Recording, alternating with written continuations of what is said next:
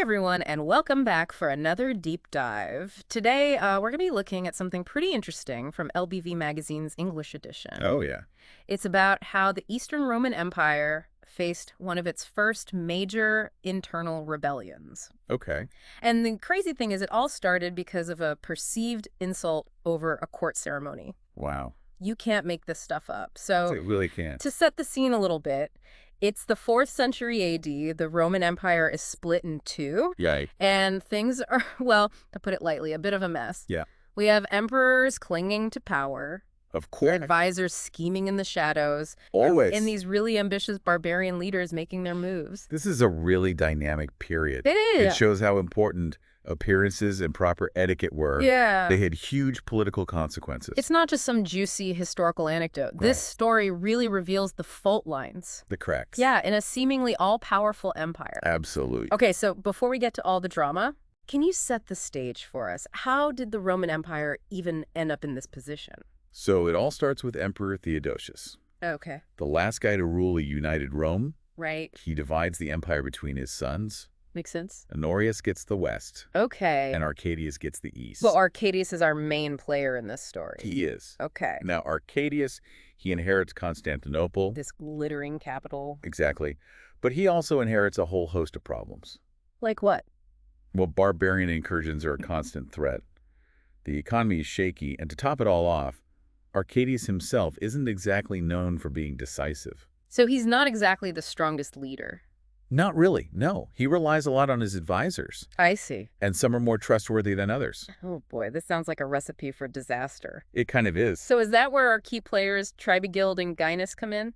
Exactly. Both of them are Ostrogoths, Okay. and they've risen through the ranks of the Roman military. So they're powerful guys. Oh, yeah. Gainas is a magister militum, Which is, basically the top general. wow. And Tribigild, becomes a senior military officer. Okay, so they both have a lot of influence. They do, and they resent this guy named Eutropius. Who's that? He's a eunuch who is basically running the show. Really? Yeah, as Arcadius' advisor. So Eutropius is the guy everyone loves to hate. Pretty much. Why is that? Well, the sources paint him as this ambitious, greedy, maybe even cruel person. Oh, so he's like the ultimate insider. Yeah, he wields all this influence over the emperor. But the other powerful people resent him. They do. Okay, so then into this already tense situation walks Tribigild. Right. And he feels like he's given a less than impressive welcome at the imperial court. Exactly. So this slight, whether it was real or just perceived, is what sets everything off. It's like a spark to dry tinder. I mean, you'd think a little courtly faux pas wouldn't be enough to kick off a full-blown rebellion. Right. So was Tribigild genuinely offended, or was there something more going on? Well, that's where Gainas' cunning comes in. Okay. The article suggests that he may have orchestrated this whole insult Really? to further his own goals. What do you mean? See, Gainas wanted Eutropius gone, Okay. and he saw Tribigild's outrage, whether it was real or not, as the perfect way to destabilize things. And make his own move. Exactly. So it's like this power play disguised as hurt feelings. Yeah, got it. That's wild. It is. So what happens next? Well, Tribigild storms off back to Phrygia, Okay.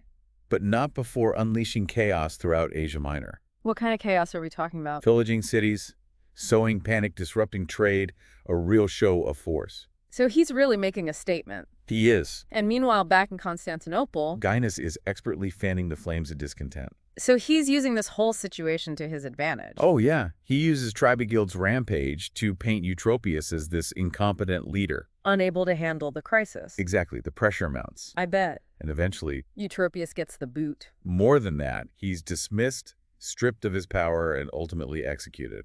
Gainas has effectively eliminated his rival.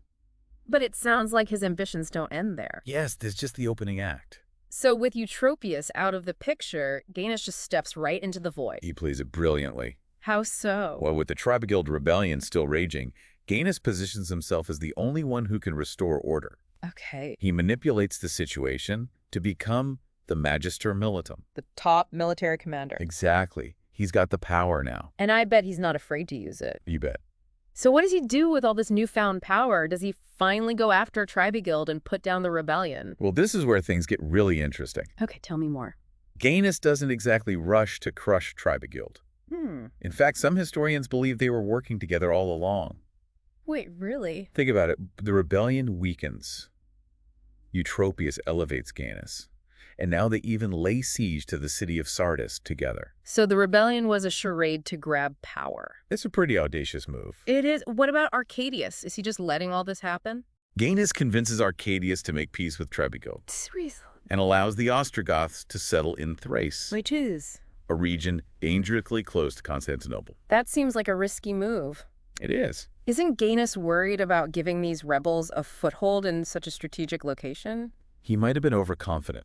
What makes you say that? Well, once he's firmly in control of Constantinople, Gainas starts purging officials, installing his own people, and even gets himself appointed consul in 400 AD. So he's basically calling the shots now. Pretty much. What could possibly go wrong? Well, Gainas might have underestimated the people of Constantinople. How so? They weren't too keen on having an Arian Christian ruling over them. Right, because that's a different branch of Christianity. Exactly. His foreign origins and his heavy-handed tactics also stir up resentment. So the seeds of his downfall are sown.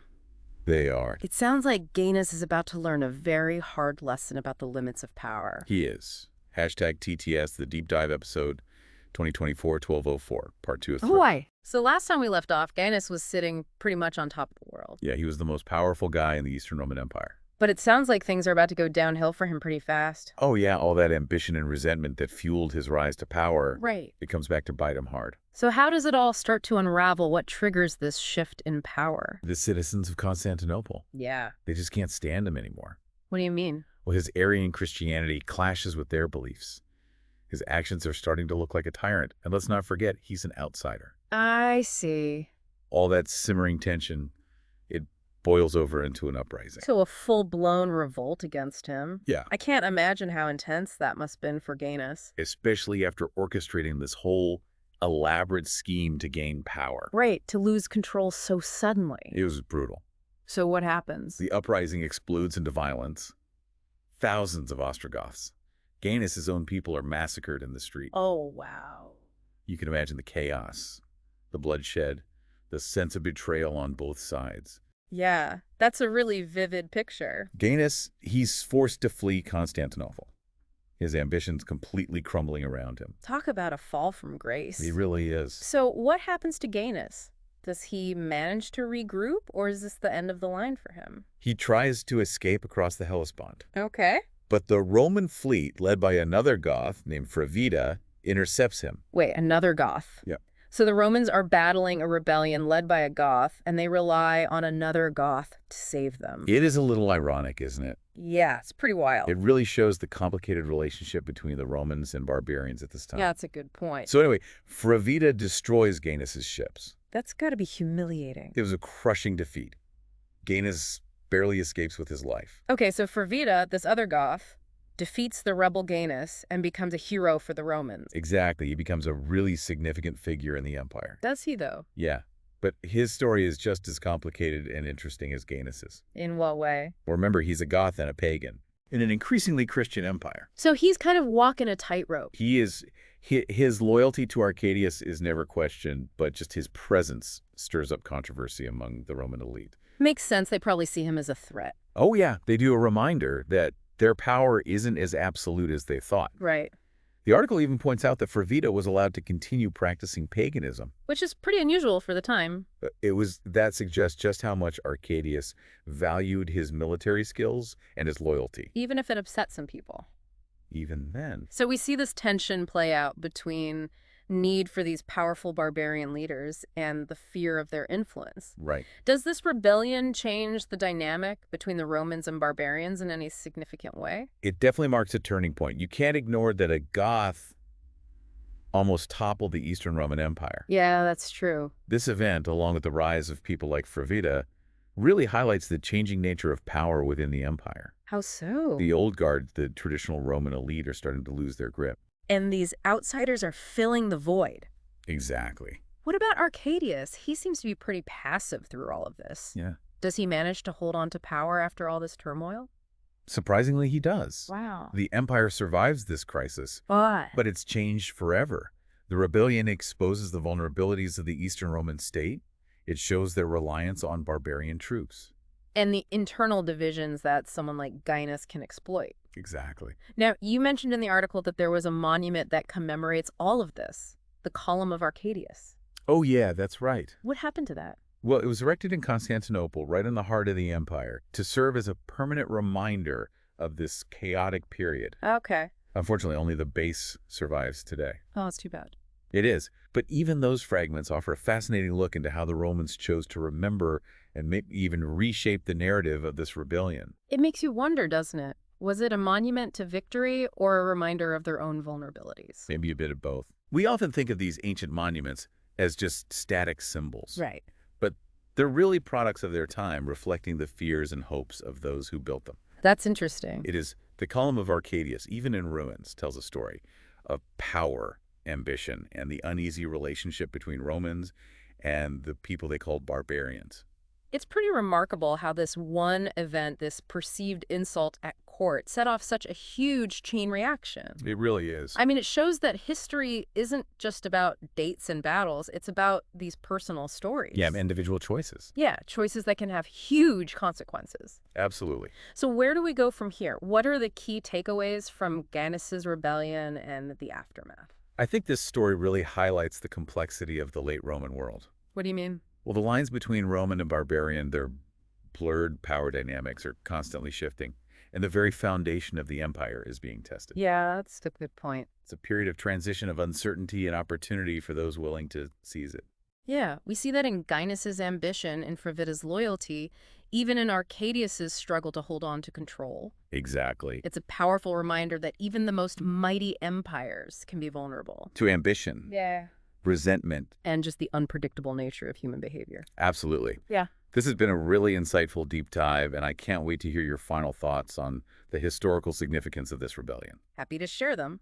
Hashtag TTS, the deep dive episode 2024-1204, part 3 of 3. All right, so we've seen how this perceived insult at court set off this whole chain of events that almost brought down the Eastern Roman Empire. It's crazy, isn't it? It is. But Yeah. this story, it's not just about one man's ambition. Or even just the fragility of power. Yeah, it raises these bigger questions. About the bigger picture. Exactly. Yeah. So how does this all fit into the wider context of the late Roman world? Well, I think Gainas' rebellion, it was really just one symptom of these much deeper problems. That were plaguing the empire. Exactly. Remember, the Western Roman Empire was already crumbling at this point. Right under the weight of internal divisions, economic instability. And constant pressure from all these barbarian migrations. It was a mess. So even though Gainas was focused on the East, His rebellion showed weaknesses that were present everywhere. throughout the entire Roman world. Yeah, it was like this crack in the foundation that could just spread and bring the whole thing down. That's a really good way to put it. The traditional boundaries between Roman and barbarian, they were becoming really blurry And power was shifting. into the hands of new players who were willing to challenge the old order. Gainas, even though he failed, showed just how vulnerable the empire had become. Exactly. Which brings us to this really interesting question. Okay. What if Gainas had succeeded? What if he had actually taken power? Yeah, imagine that, a Goth ruling from Constantinople. It's wild to think about. It is? Do you think it could have actually changed the course of history? It's really impossible to say for sure. Yeah.